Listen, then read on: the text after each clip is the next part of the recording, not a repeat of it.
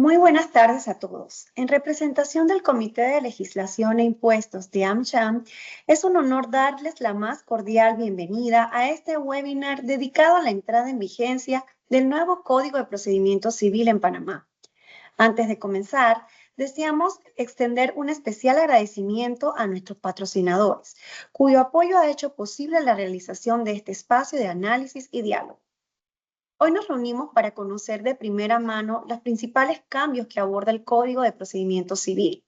Para ello, tenemos como invitado al licenciado Carlos Villalobos, quien se unió a la firma de abogados Icaza González Ruiz y Alemán en el 2004 y fue nombrado socio en el 2022. Sus más de 20 años de experiencia en materia de litigios incluyen la atención de procesos relativos a la responsabilidad civil contractual y extracontractual, responsabilidad civil médica, sobre obligaciones derivadas de contratos bancarios y de seguros, leasing, fideicomisos, entre otros. Conflictos en materia de propiedad, en derechos de propiedad, asuntos litigiosos en materia de propiedad horizontal y derecho hereditario o sucesorio, así como también especialización y experiencia en asuntos cuya competencia corresponde a la Corte Suprema de Justicia y sus salas. Como abogado de la firma, ha representado los intereses de clientes en demandas contenciosas administrativas ante la Sala Tercera, gestionando recursos extraordinarios de casación ante la Sala Civil y promovido acciones de constitucionalidad ante el Pleno de la máxima corporación de justicia del país. Su formación académica incluye licenciatura en Derecho y Ciencias Políticas de la Universidad de Panamá, 1997. Posgrado en Derecho Procesal Civil, Universidad Externado de Colombia, 2006. Diplomado en el Sistema Penal Acusatorio de Panamá, Universidad Latina de Panamá, año 2010. Y Programa Internacional en Administración de Negocios para Abogados, INCAE Business School, Costa Rica, año 2022. Perdón, 2012. En esta oportunidad vamos a tener un formato distinto, vamos a hacer este webinar de manera más interactiva, por lo que invitamos a toda nuestra audiencia a que puedan presentar sus preguntas y sus inquietudes, las cuales van a ser absueltas por nuestro invitado al momento en que recibamos las preguntas. Sin más preámbulos, con ustedes, el licenciado Villalobos. Buenas tardes a todos. Primero agradecerle a AmCham la invitación y espero contribuir con ustedes en un poco y anticipar un poco a ustedes lo que va a ser la nueva legislación en materia procesal civil. Pues esta nueva legislación modifica en su integridad el libro segundo del Código Judicial. Y su importancia no solo atañe a los procesos civiles, pues en mucha legislación administrativa se utiliza el Código Judicial como referencia, especialmente la Ley 38 del 2000, que respecto a sus lagunas o cuestiones no reguladas, se remiten al Código Procesal Civil. Entiéndase la nueva legislación que va a entrar y entra en vigencia el 11 de octubre de 2025. Dicho eso, y como conversábamos hace un momento, la idea es hacer un poco más dinámica el ejercicio del estudio y no hacer un soliloquio de parte mía, sino oír de ustedes las dudas o interrogantes que tengan ya en su experiencia o ya que nazcan de lo que yo puedo anticiparles ahora y me hagan las preguntas a propósito de poder absolver lo que va a resultar en una novedad ahora para todos. Como dicen por ahí, esta nueva legislación hace tabla rasa para todos. hasta para los que tenemos alguna especialización, todos vamos a tener que aplicar una nueva ley que trae una nueva jurisprudencia, unos nuevos precedentes. Y bueno, en este momento, o el 11 de octubre, nadie va a ser experto. Todos vamos a ser novatos en la nueva Sí. legislación. De hecho, reiteramos a la audiencia que puede compartir las preguntas en el chat. Entonces, y se las agradezco infinitamente porque con sus preguntas yo también aprendo a propósito de sus inquietudes. Sin más, y hacer un breve preámbulo, ustedes entienden y saben que el Código de Procedimiento Civil, como se llama ahora, antes del Código Judicial, el Código de Procedimiento Civil regula la materia de cómo se tramitan los procesos, cómo se ejercen los derechos que están consignados en la ley sustantiva, que esa es la base, la base fundamental del derecho procesal en todas las materias. Es la forma de cómo usted ejercita los derechos que la ley sustantiva a usted le otorga. ¿Cuándo lo ejercita? Cuando usted tiene algún conflicto que no es posible su solución a través de un convenio con la parte que contradice su derecho o que altera su derecho. Por eso el Código Judicial se dice, o el Código Procesal Civil se dice que es utilitario, porque lo que hace es sustanciar a través de los procedimientos cómo usted ejercita esos derechos. Por eso la labor del juez no es saber más derecho procesal, es saber más derecho sustantivo. ¿En qué sentido? Porque el fin del proceso es el reconocimiento de los derechos consignados en la ley sustantiva. El procedimiento es, como lo es para cada cosa, cuando usted va, de comillas, a algún supermercado y agarra un boletito, eso es un procedimiento. Entonces, todas las facetas de la vida, muchas de ellas, o gran cantidad de ellas, tienen un proceso, y ese es el proceso judicial. ¿Qué se ha tratado de hacer con la nueva legislación procesal? Se ha tratado de buscar lo que desde antaño se ha pretendido, reducir los tiempos de demora de los procesos.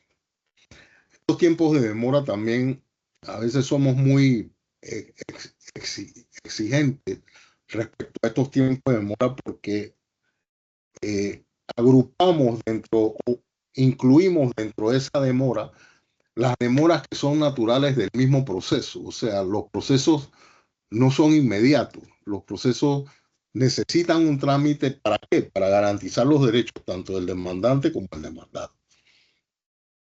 Lo que se ha pretendido con esta reforma, aquellas demoras que no tienen justificación, reducirlas. ¿En qué sentido? Obligar más a los factores judiciales o a los funcionarios judiciales a reducir los tiempos de demora en cuanto a sus decisiones. A pesar de que el Código Judicial anterior decía que las providencias se dictaban en 2 días, que los autos se dictaban en 15, y que eso es actual, y que las sentencias en 30 días, eso nunca se ha cumplido y nunca se cumplió. Entonces, esa dilación indebida, este nuevo Código Judicial lo que está tratando de hacer es reducir ese tiempo. Tanto es así que en el artículo 202, para su referencia inmediata, se dice que el proceso, después que ha sido notificada la demanda, el proceso debe terminar en 1 año. Si ustedes tienen conciencia actual de cuánto dura un proceso, no sé, cada uno tendrá su experiencia. Yo estoy todavía tramitando un proceso que lleva 25 años de yo estarlo atendiendo y no se acaba. Entonces, ¿qué es lo que se pretende con eso? Reducir los tiempos de dilación indebida, en el 202 le mencionaba, dice, la sentencia de primera instancia será expedida en un término no mayor de un año contado desde la notificación del auto que admite la demanda o notifica el libramiento de pago. Es decir, ese año se me ocurre, y ahí es donde vienen las interpretaciones, ese año debe entenderse, quizás si uno lo ve desde el punto de vista estrictamente privatista, puedes entender que el año es un año contado. El tema es que como tienen un año dentro del Código Judicial, ya empiezan las interpretaciones de cuánto demora un año. ¿Es un año calendario o es un año de días hábiles? Allí es donde empiezan las interpretaciones. Por ahí hay una tesis que dice que si estamos diciendo un año, es el año calendario y debe entenderse como un año calendario. Pero como les decía, como es la novedad de este código, ya van a venir las interpretaciones y van a venir las nuevas jurisprudencias o los nuevos precedentes. Eso se los digo no porque yo esté en contra de la reforma, sino hay que tener cuidado con todas estas aplicaciones, porque todas estas aplicaciones lo que traen esas dilaciones indebidas que estamos tratando de evitar. Porque seguramente el demandado, el demandante, según se sienta o como le convenga, argumentará que no es un año calendario, el otro argumentará que es un año de días hábiles, etcétera, etcétera. ¿Y qué prevé la norma en caso tal de que no se logre cumplir con ese año? Bien, la misma norma te dice que si no cumples en ese año, el juez natural de ese proceso, el que obtuvo la competencia, se le quita la competencia de ese expediente y se le da al juez, a un juez siguiente. Ese juez siguiente tendrá, aquí te digo,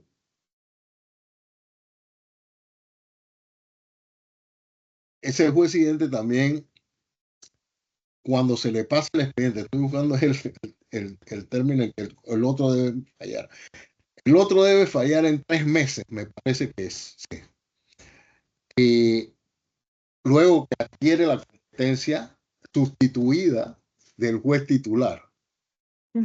Eso ya empiezan unas cosas que técnicamente el código, por un lado, trata de solventar ciertos principios, pero el mismo código pareciera romper esos principios. ¿En qué sentido? El código apunta con insistencia a la inmediación. La inmediación es la participación inmediata del juez en el conocimiento de la práctica de pruebas y de ciertas diligencias. Cuando le quitamos la competencia al juez titular, se rompe esa inmediación porque el juez que adquiere competencia no tiene conocimiento de nada de lo que se produjo como prueba o se produjo en las diligencias. Entonces ya eso crea una sensación un poco extraña, por decir algo, respecto a la aplicación de la norma a propósito de la inmediación que supone entender como principio procesal del nuevo código. Entonces, ahí hay un juego de palabras ahí y hay un juego de palabras ahí porque el código empieza con la inmediación y la pone como principios y reglas. Eso es otro tecnicismo. Los principios son inalterables. Esa es la norma.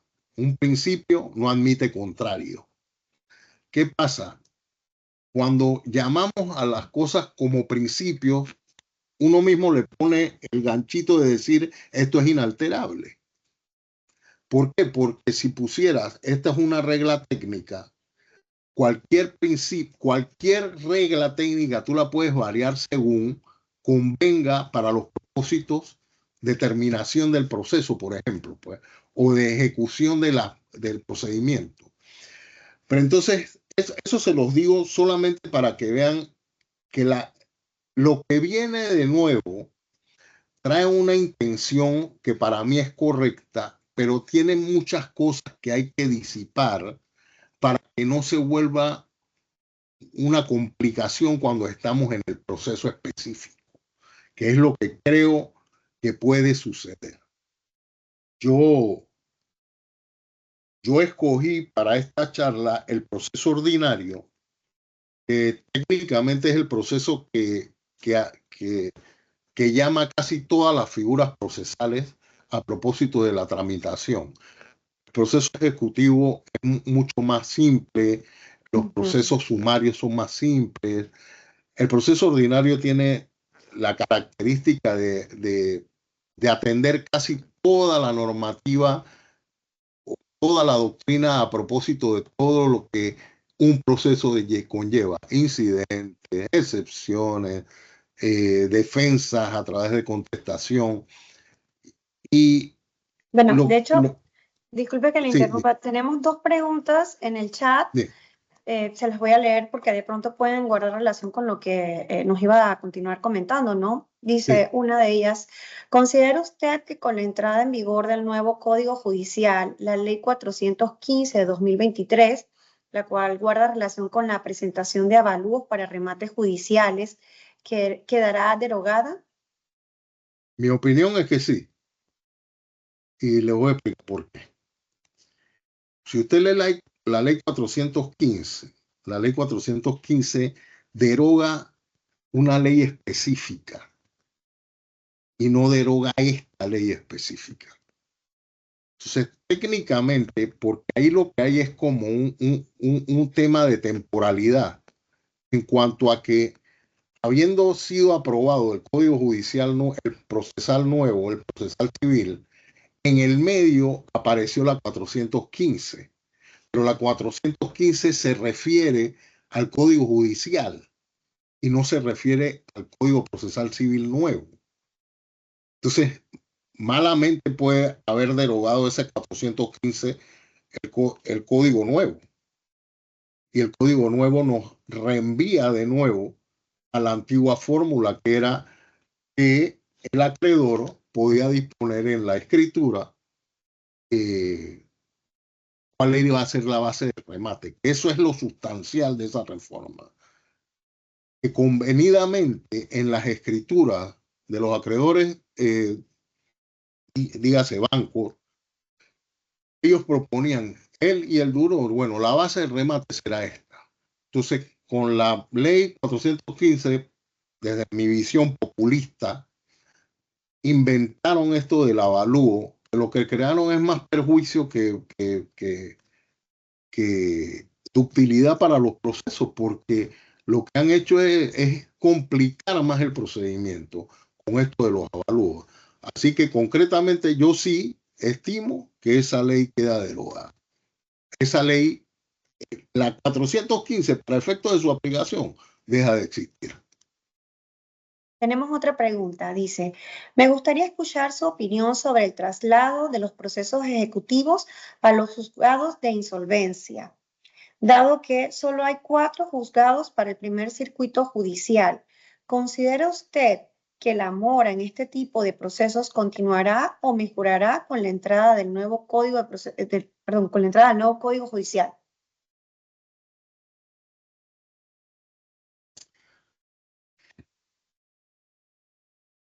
El tema es que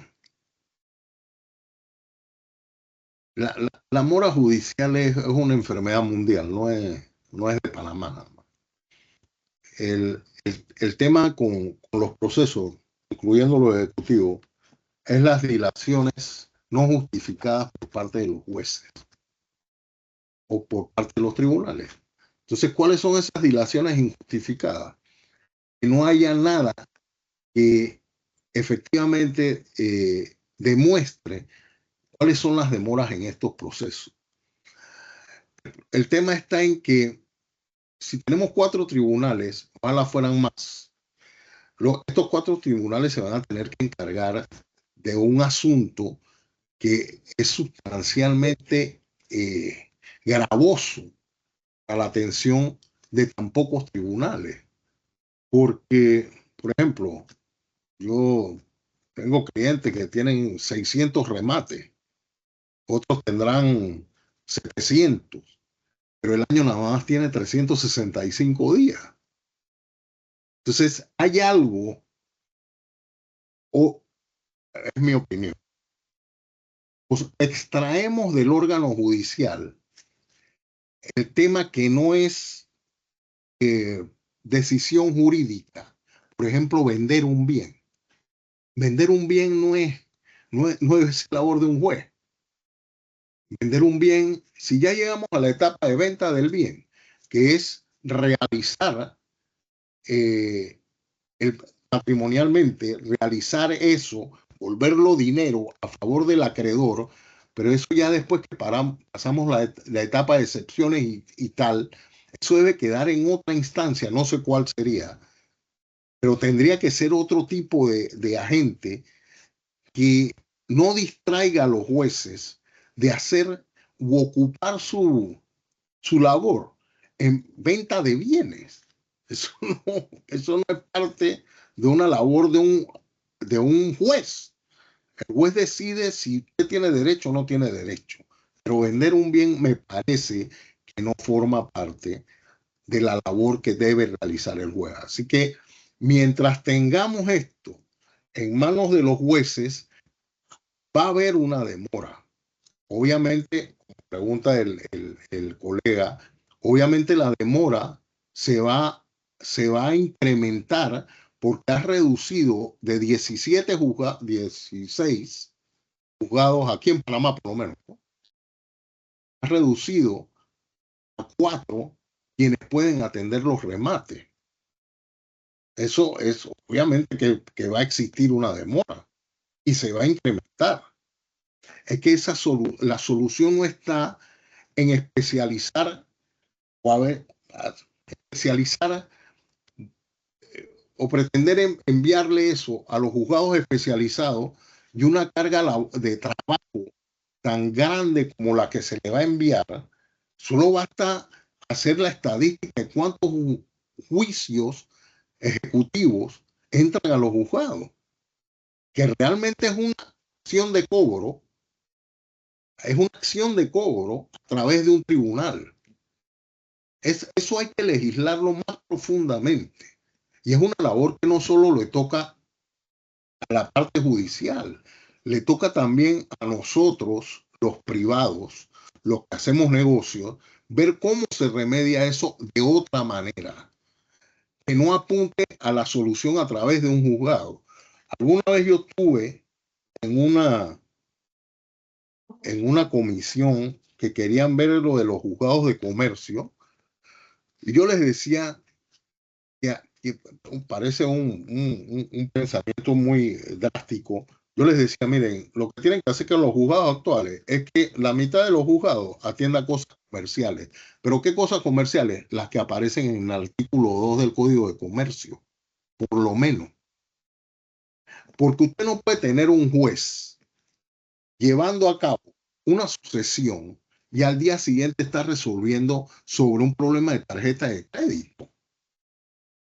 Entonces, eso es humano, eso es humanidad, eso no tiene que ver porque estamos pretendiendo que sean unos jueces con superpoderes que ni nosotros mismos lo tenemos.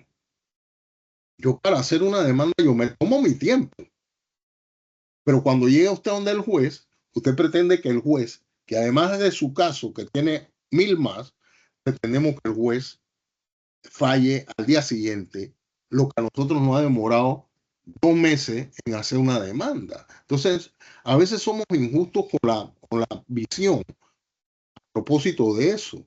No tenemos unos super jueces ni super personas que atiendan esto. Entonces, volviendo a la pregunta concreta, ¿que sí se va a producir demora? Sí se va a producir la demora, pero es que la demora se nota que se va a producir porque usted redujo de 16 juzgados, lo que son 16, porque no se incluyen los de comercio. De 18 juzgados usted, por lo menos en Panamá, lo redujo a 4. Eso no, no hace sentido. Entonces, y eso a propósito de los juicios ejecutivos, que yo creo que es una labor, una labor un poco más expedita, pero resulta, sí, es expedita, pero imagínense usted cuántos remates le tocaría al juez proponer en 252 días, que es los términos hábiles, los días hábiles, ¿no? ¿En cuántos días tendría que proponer, además de las diligencias en las cuales tiene que participar? O sea, que hay cosas que no se pueden remediar con una reforma judicial sin atender otras cosas. Esa es mi visión de lo que esto es. Sin perjuicio de eso, yo creo que el código apunta en una dirección correcta porque hay demasiadas dilaciones no justificadas. Hay demasiada demora de parte de los jueces porque yo, angustiado con un término que me vence este viernes, pero el juez que tiene unas normas que dicen que tiene que fallar en 15 días, él se coge 2 meses, se coge 3 meses Wow. o se coge un año. Yo estoy siendo gentil, ¿no? Sí, Con los tiempos, pero sí, a lo que sabemos me que puede ser refiero es mucho eso. más. Sí, la carga de tiempo no es la misma carga que yo me impongo, porque si yo no presento mi escrito el viernes, yo sí tengo una sanción. Pero el juez que no ha fallado en 2 años, no hay ninguna sanción. Entonces, lo que pretende el código, porque además de pasarle el expediente a la otra persona o al otro juez, va a haber un procedimiento administrativo de sanción contra el juez que no falló en un año. Bueno, forma parte de las novedades del Código Judicial. Yo Sí, tenemos otra podría hablar, pregunta por acá también. dime, Dice, esta consulta va dirigida al artículo 1528 del Código Judicial, que previene procesos sucesorios de personas que carezcan de estar inscritas en el registro civil. ¿Esta norma, a su concepto, será derogada o se mantendría para casos análogos en el nuevo Código Procesal Civil? yo Para creo que se más. 2025, sí, Sí, permítame para terminarla. Dice, para 2025 no es muy común verlo, pero de suceder y presentarse este tiempo de sucesión, ¿aún sería posible este tipo de sucesión? el tema es de 528 medios. 1528. Sí, no, pero no creo que sea esa, no. Ustedes se están refiriendo a al extranjero que dejó bienes en Panamá, ¿no? Es eso, ¿no? Bueno, no me da mayor detalle. No sé, Enrique Olmedo, quien formuló la pregunta, si nos amplió un poquito más su interrogante. El tema de eso es que hay una norma por ahí que no es el 1528, que permite que 1528 es el artículo que se menciona acá. Ajá. sí, pero el 1528, que es la prueba de que hablan los 1 y 3 anterior, las respectivas actas, a falta de ellas, el solicitante deberá aducir en su demanda las siguientes pruebas: la que no existen las respectivas actas o asientos en el registro civil y los testimonios o documentos con los cuales puede probarse los hechos constitutivos del estado civil de conformidad con lo dispuesto en este código. En caso de estas pruebas, en la demanda se practicarán sin más trámite. Ese procedimiento creo que se mantiene en la nueva legislación. No tengo la precisión, pero creo que se mantiene. La pregunta concreta es si eso, lo que están haciendo los jueces, porque a mí me ha pasado, es que me están obligando a que yo vaya al registro civil y que inscriba las defunciones. Y no solo lo están haciendo con quien haya, le haya ocurrido a un panameño, sino que me están haciendo inscribir las defunciones de extranjeros.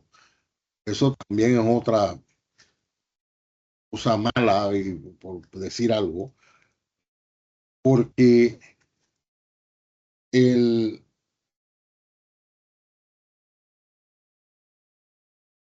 es que ahí sí.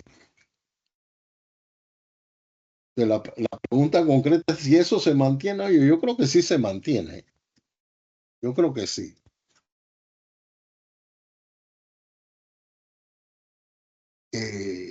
Déjame ver.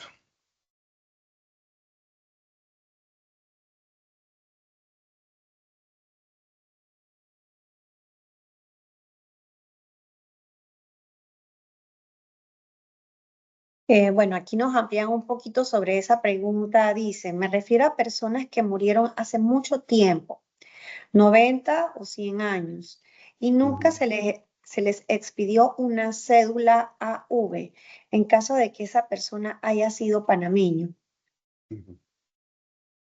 Ahora, pero eso es un procedimiento que creo que tienen que hacer ante el registro civil, porque a mí me tocó con mi abuela, y mi abuela no tenía la cédula y tuve que ir al registro civil y demostrar de que efectivamente ella era panameña.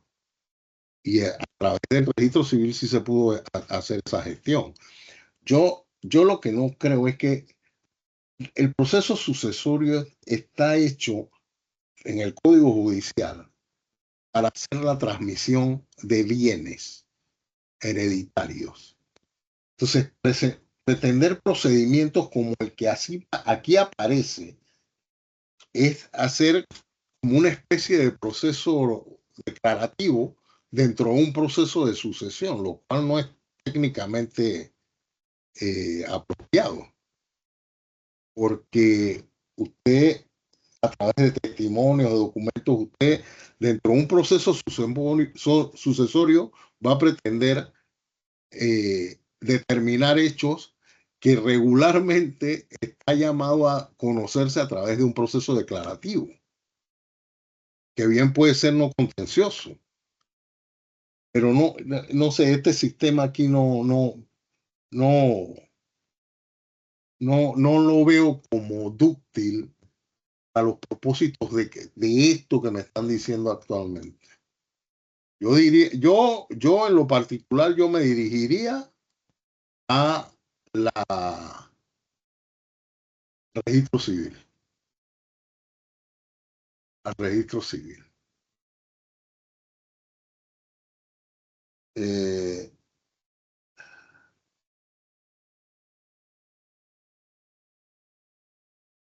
no sé si con esto quedamos bien con la respuesta o...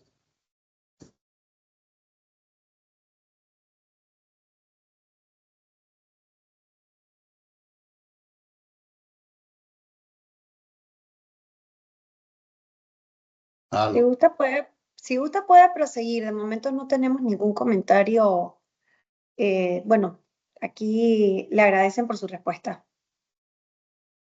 Es que Por ahora no el tema tenemos ninguna no otra creo, pregunta adicional. y Ajá. no creo que sea la sucesión. Bueno, veamos lo del proceso ordinario, que era lo que les iba a comentar desde el inicio, que es, y les voy a hacer precisión de las cosas en particular que yo he visto que era el proceso ordinario, que hay que estar muy pendientes de lo que va a suceder, ¿no?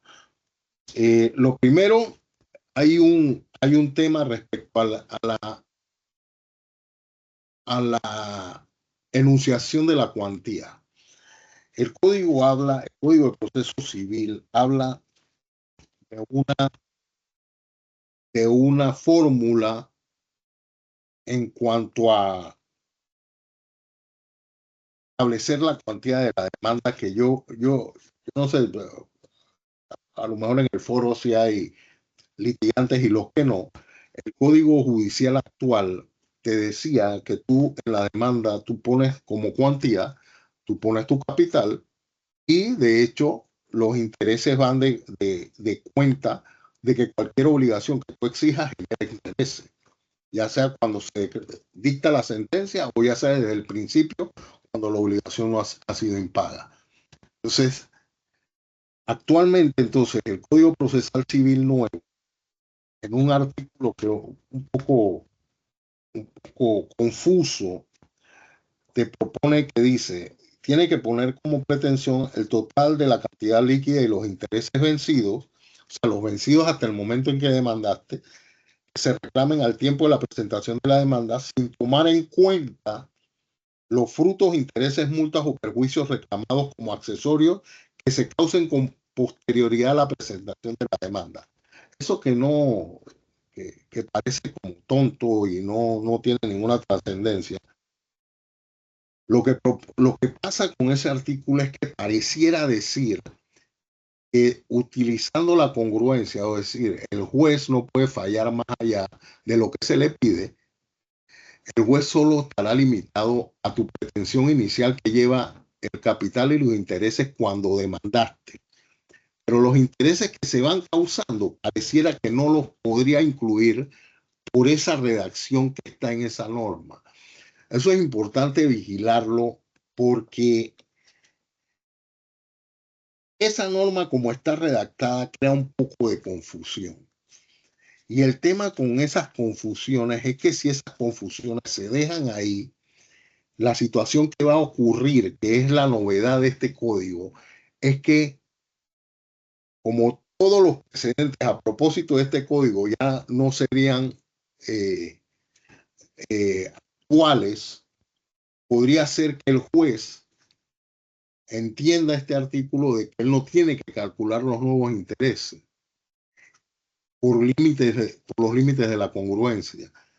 Y al hacer eso, me estaría negando la, la declaratoria de los intereses que se vayan venciendo durante el curso de la demanda, lo cual es un poco conveniente para quien demanda. Eso hay que vigilarlo muy bien porque yo he estado en charlas donde están hablando sobre el nuevo Código Judicial y les he propuesto que reformen algunos artículos y la respuesta ha sido simplemente que el código va a entrar en vigencia y que eso se va a resolver con las apelaciones o con los amparos. Entonces eso no es muy conveniente porque uno va al proceso no para estar haciendo calistenia procesal, sino a que le definan los derechos que está peleando. Pero bueno, eso está en el tapete y no veo ninguna acción para que se suspenda la aplicación del nuevo Código Judicial mientras se arreglan este tipo de cosas. Entonces, viene lo de la admisión de la demanda. Al juez en el nuevo Código Procesal, que quizás antes sí lo tenía el Código Judicial, pero el juez era un poco más laxo y tolerante quizás. Ahora se va a aplicar con mucha rigidez la presentación de la demanda y el cumplimiento de los requisitos formales de la demanda. ¿Cuáles son el cumplimiento de los requisitos formales de la demanda? El juez tiene una potestad de tomar determinación de que si él no entiende algún hecho de la demanda, él simplemente puede decir que su demanda no se entiende y usted la tiene que corregir. O hasta no solo corregirse, sino negársela. Entonces, eso es un poco radical a propósito de lo que venía siendo el Código Judicial que actualmente nos rige. Que bueno, que el juez tomaba determinación, corría la demanda en esto, usted la corregía y seguía el proceso, pero ahora hay una potestad, una facultad del juez que le permite hasta no admitir la demanda porque él no le ha dado fiel entendimiento a lo que usted ha planteado en la demanda. El juez va a, además de examinar la formalidad de la demanda, tiene que examinar también que se cumplan con los presupuestos procesales. ¿Cuáles son los presupuestos procesales? Que usted tenga la calidad bien definida y demostrada de que usted puede demandar.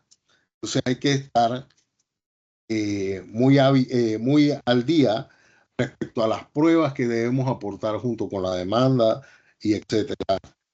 A propósito de, por ejemplo, cuando demanda respecto a un bien, un inmueble, presentar las pruebas que identifiquen el bien, porque de no hacerlo podría ser o negada la demanda u ordenada su corrección. En cuanto a la competencia, está lo de la competencia que ustedes ya lo deben dominar, que en cuanto al arbitraje o los arbitrajes, cuando hay una cláusula compromisoria, el juez pierde inmediatamente competencia respecto a la atención de ese procedimiento.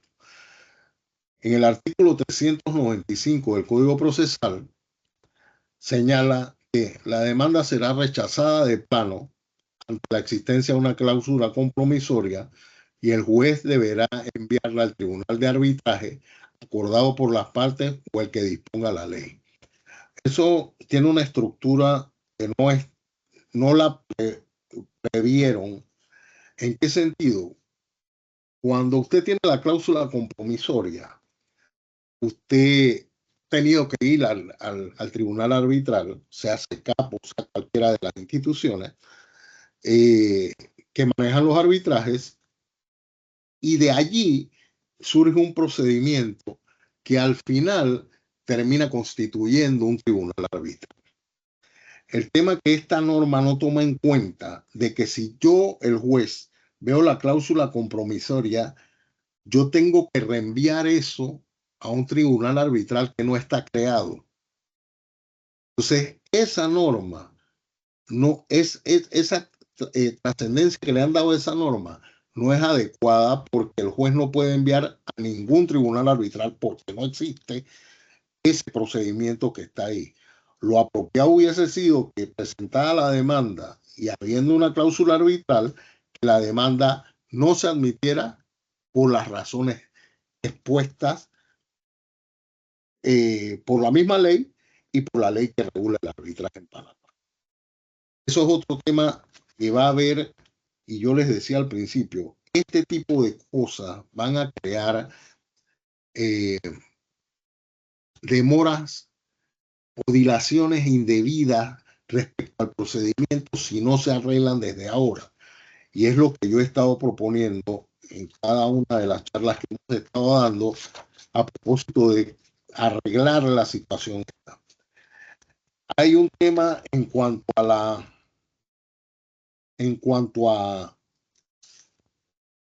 la contestación de la demanda, que para mí es de relieve. Hay un tema con la contestación de la demanda que los que estén acostumbrados, han tramitado procedimientos judiciales, antes en la contestación de la demanda usted podía decir no me consta, por lo tanto lo niego. Bueno, ahora eso tiene una consecuencia gravosa para quien diga que no le conste, tanto lo niega, pues, porque ahora el juez, respecto de esa contestación, puede entender que esa contestación,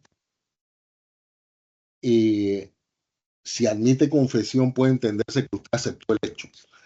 El pronunciamiento expreso y concreto cuando usted conteste la demanda es un pronunciamiento expreso y concreto sobre las prestaciones y sobre los hechos de la demanda, con indicación de lo que se admite, lo que se niegan y lo que no le constan.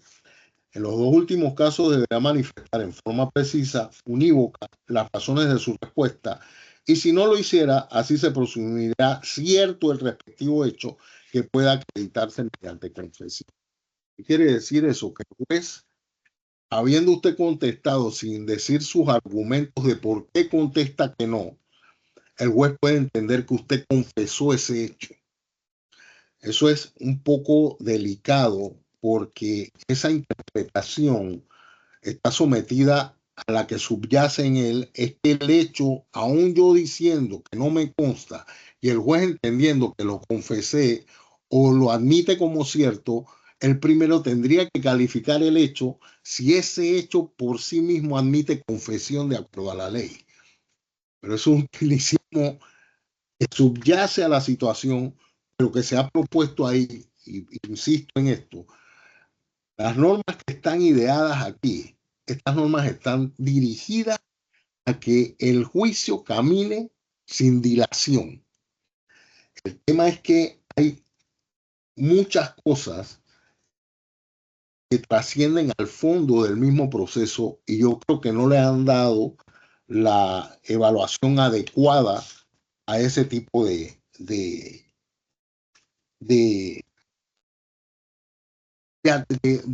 figuras jurídicas, como por ejemplo esa que acabo de decir. Hay otro tema que también que se llama la carga de la prueba dinámica o carga dinámica de la prueba. Creo que la carga dinámica de la prueba es que si yo presento una demanda,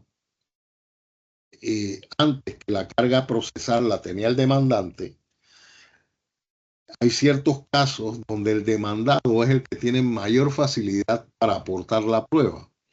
Entonces, esa carga dinámica lo que hace es que la carga probatoria, que procesalmente ha sido siempre la fórmula, se invierte y le toca al demandado demostrar por qué en su negación él está diciendo respecto de determinados hechos que, que la prueba la tiene el demandante. Caso particular de eso y por qué esa carga dinámica y para qué se aplicaba. Se aplica para los casos de responsabilidad médica sustancialmente. ¿Por qué? Porque en la carga dinámica de la prueba, en los hechos de responsabilidad médica, el paciente que está anestesiado no tiene forma de producir la prueba. Entonces, técnicamente, quien tiene la facilidad de demostrar algún hecho que sea a favor del demandado es el demandante, en los casos específicos de responsabilidad médica. ¿Por qué? Porque debe haber una grabación de la operación o debe haber algún tipo de prueba a través de los testigos que participaron en la operación que diga a propósito de por qué el demandado o el demandante que no tiene la prueba, que es el el, el enfermo a quien operaron que no tiene esa prueba porque no la va a poder tener, invierte la carga y le dice al juez, es que la prueba que yo tengo, que me hace favor a mí, para mi pretensión, la tiene el demandado. Y yo le solicito que le pida esa prueba. Esa es la inversión esa de la carga probatoria, porque me, me me excluye de alguna manera al demandante de la carga natural probatoria que hay para todos los procesos. Eh, Eso en cuanto a lo, les puedo decir, el tema es tan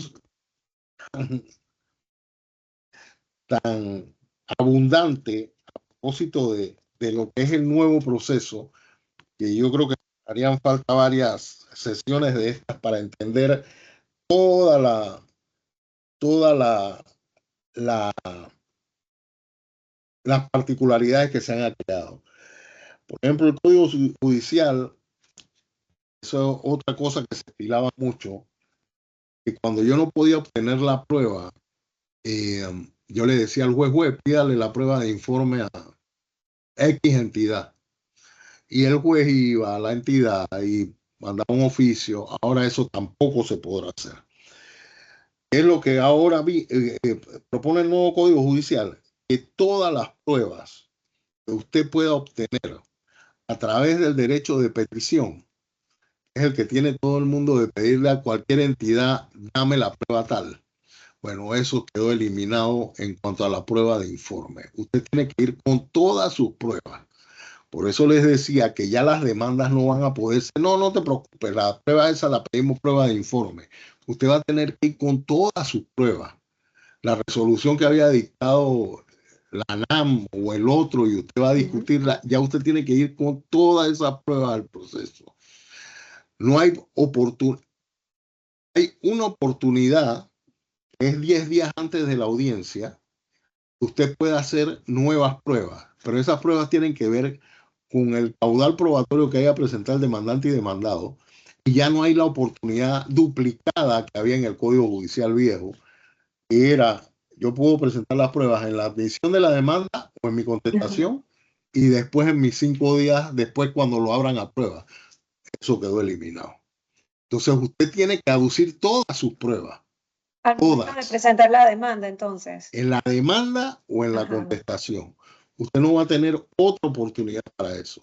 A propósito de la prueba de informe, tampoco va a poder utilizar la fórmula esa que todo el mundo utilizaba. Después pídale al registro público. No, usted tiene que llegar con sus documentos, habiéndolos pedido y presentarlos como prueba. Y dígame algo, si en el interín en que voy a presentar la prueba y yo aún no recibo respuesta de la otra entidad pública, yo puedo aducir que estoy en espera de que me conteste. Es lo mismo que sucede, por ejemplo, en el silencio administrativo, cuando vas a Ajá, la tercera, que tú le ajá. dices al magistrado, magistrado, es que ya yo, aquí está mi solicitud y no me la dieron. Y ya, ya la situación cambia porque ya tú estás enterando al juez. Yo pedí la prueba en tiempo, pero ahí me dijeron que es lo que comúnmente hacen. Yo tengo 30 días para contestarte. Es lo que hacen las Ajá. entidades después. Entonces, en esos 30 días, Y a no lo mejor siempre usted quiere. contestan en 30, a veces se El, exceden te- un poco el el tema es término. que, sí, es que el tema de eso trae otras connotaciones, por ejemplo, que Ajá. era lo que decía al principio. Si usted va a presentar una demanda y usted tiene al cliente, salvo que el cliente haya ido tardíamente y esté corriendo un término prescriptivo, usted va a tener toda la oportunidad de hacerse de las pruebas esas, ya sea en los 30 días o no. La premura de presentar la demanda, además de poder facturarla como honorario, usted, usted puede ser el caso de que el juez le diga, oiga, pero usted ha tenido tiempo de pedir esa prueba, usted por qué, cuál es la prueba de presentar la demanda, tráigame las pruebas. Entonces, de alguna manera, el procedimiento está excluyendo al juez del desgaste ese de pedir ese tipo de pruebas. Ya no va a haber pruebas repetidas, porque a veces yo pedía una prueba y el demandado pedía la misma prueba. El Ujú, juez va a desechar eso. Y eso es importante. De hecho, si usted lee el código nuevo tiene mucho resabio del anterior, mucho, ujú. pero sí tiene una noción de ser expedito a propósito del manejo de todos los procedimientos. Y yo creo que es bueno para esto y resulta conveniente para todos los que tramitamos, porque de alguna manera se está diciendo que la cosa va a ser más expedita.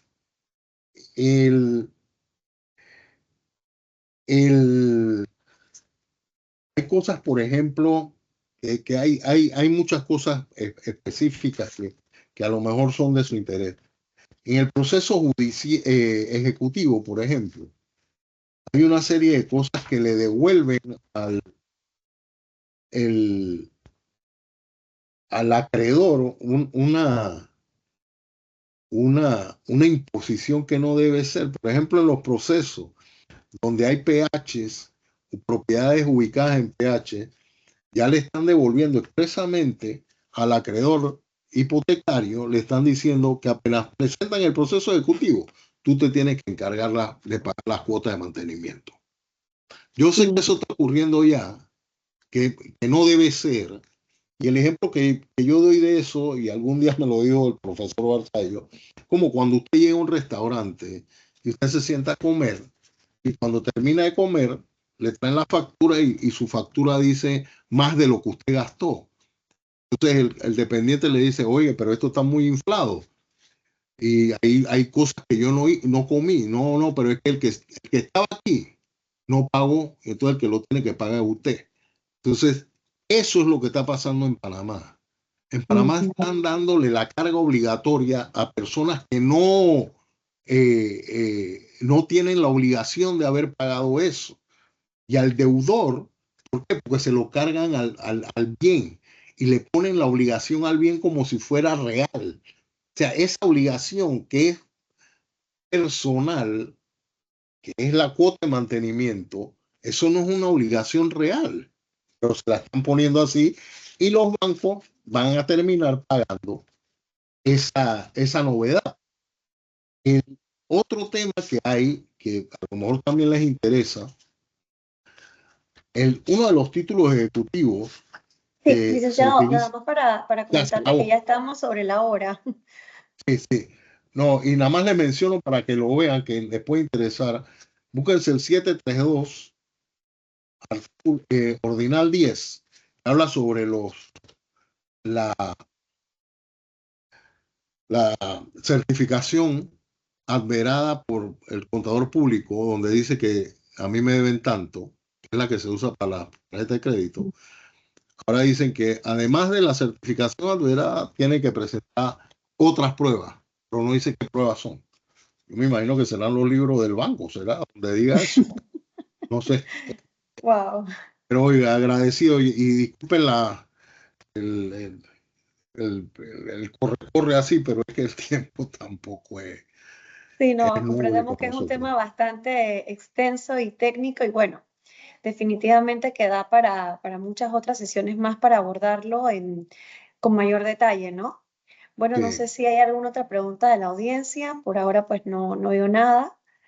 Así que, bueno, le agradecemos muchísimo nos haya compartido sus experiencias y su punto de vista respecto a lo que es este nuevo Código de Procedimiento Civil. Así que, bueno, de hecho aquí nos han solicitado considerar una segunda parte, ¿no? sí, Así que sí. le Déjame agradecemos separar algún tiempo. muchísimo, Ahora, licenciado. yo no sé, yo acabo de publicar un librito donde hablo, yo a lo mejor me expreso mejor escrito que hablando, pero ahí todo lo que les he adelantado está en el librito ese que con todo gusto se lo comparto en algún momento. Bueno, muchísimas gracias también a nuestra audiencia por su participación y habernos acompañado en esta reunión del comité. Y bueno, los esperamos entonces en nuestro próximo comité. Hasta Seguro. luego. Bye. Gracias.